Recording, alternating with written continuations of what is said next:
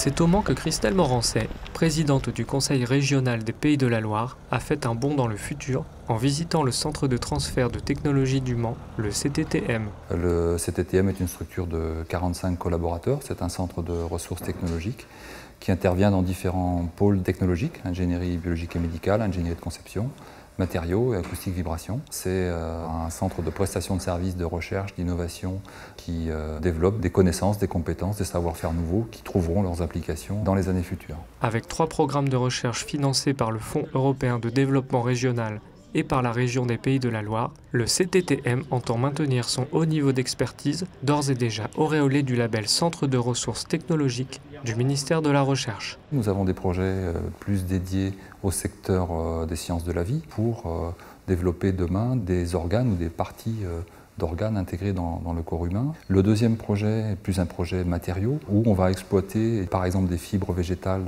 du latex de plantes pour développer des matériaux nouveaux à application industrielle. Et le troisième projet concerne davantage les techniques de contrôle in situ, où l'idée est notamment à partir de technologies acoustiques d'aller les développer pour les implémenter à terme sur des sites industriels en tant que moyen de contrôle et d'évaluation de produits industriels. S'inscrivant dans la stratégie d'innovation de la région des Pays de la Loire, ces programmes sont un formidable tremplin technologique et économique pour la région. Ces projets trouvent leurs applications dans l'industrie et dans l'industrie du futur, que ce soit aéronautique, transport terrestre, naval aussi.